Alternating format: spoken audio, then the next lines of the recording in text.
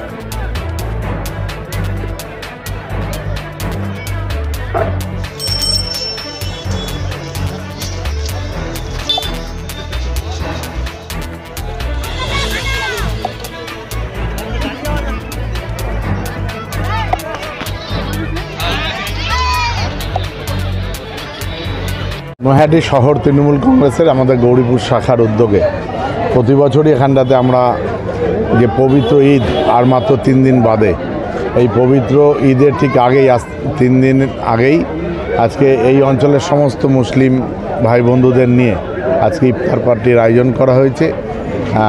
আল্লাহর কাছে কামনা করি সকলকে সুখী রাখুক, সকলকে শান্তিতে রাখুক। গতকাল কৃষ্ণনগর দিলীপ ঘোষ বলছে মেকি মুসলমান, মুসলমানদের কটাক্ষ করছেন এবং বলছে মেকি মুসলমানরা রাজনীতি। দেখুন, যারা জাতপাত নিয়ে যারা রাজনীতি করে তাদের কোনো কথার উত্তর আমি দেবো না। এরা শুধু জাত নিয়ে ধর্ম নিয়ে রাজনীতি করতে চাইছে, এই ধর্ম বিভাজন যারা চাইছে। কারণ আমার এই বাংলায় রবীন্দ্রনাথ ঠাকুরও জন্মেছে, আবার একই দিকে নজরুল ইসলামও এই বাংলায় রয়েছে। সুতরাং যে বাংলা রবীন্দ্রনাথ ঠাকুর নজরুল ইসলাম নিয়ে চলে, সে বাংলায় ধর্ম বা জাত নিয়ে লড়াই চলে না। গতকাল অর্জুন সিং একটা টুইট করেছিলেন যে ব্যারাকপুর পুলিশ কমিশনারের আন্ডারে একটি থানায় ইফতার পার্টি হয়েছে, সে নিয়ে বিতর্কিত মন্তব্য করেছে টুইটে। অর্জুন টুইটে বিতর্কিত মন্তব্য করেছে। আমি আপনাকে একটা অর্জুনের ছবি দেখাই, ছবি দেখুন, একটু দেখালে ভালো হবে। এটা কি অর্জুন সিং? তো হ্যাঁ, ও কোন জাতেরও অর্জুন দে বলে? এর কোনো জাত আছে নাকি? আছে। অর্জুন সিং এর কোনো জাত নেই। আজকে কি শুভেচ্ছা জানাবেন এখানে নগরবাসী? সমস্ত মুসলিম ভাইদের যে পবিত্র ঈদের সকলকে শুভেচ্ছা জানাই, সকলে শান্তিতে থাকুক, সকলে ভালো থাকুক, এটাই কামনা করব। রমজান মাস তো চলছে, ২৭তম ইফতার। এটা উৎসব অবশ্যই ওদের, কিন্তু তাতে অংশগ্রহণ করার আমাদের একটা দায়িত্ব। তার কারণ মাননীয় মুখ্যমন্ত্রী একটা কথা বলেছেন যে ধর্ম যার যার, উৎসব সবার। এরাও আপনি দেখবেন আমার সংখ্যালঘু ভাইয়ের, আমার পাশে আমার বন্ধু রয়েছে, তার সংখ্যালঘু ভাইয়েরা আমাদের প্রত্যেকটি উৎসবে অংশগ্রহণ করে এবং খুব নিষ্ঠাবানভাবে অংশগ্রহণ করে। তাই স্বাভাবিকভাবেই আমরাও এদের প্রতিটি ইফতারের আমাদের নিমন্ত্রণ করে আমরা এদের অংশগ্রহণ করি, এদের সঙ্গে মিলিত হই। এটা একটা মিলন উৎসব বলা যেতে পারে। এই মিলন একটা জাতীয় সংগতির মিলন, এটা সম্প্রীতির মিলন।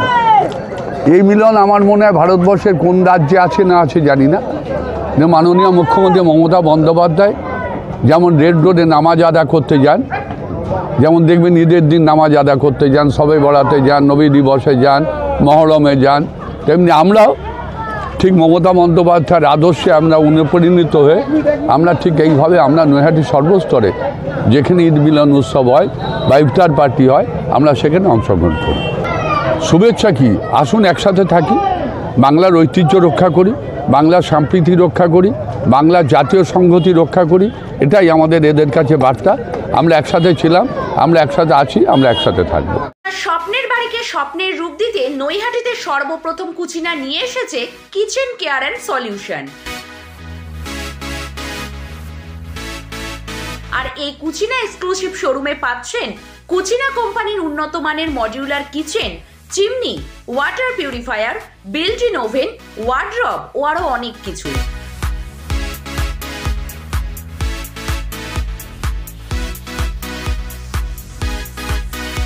88/1 আরবিসি রোড, নৈহাটি এক্সিস ব্যাংকের ঠিক বিপরীতে এই কুচিনা এক্সক্লুসিভ শোরুমে পাচ্ছেন মাত্র 1 টাকার ডাউন পেমেন্টের সব রকম কেনাকাটার সুবিধা।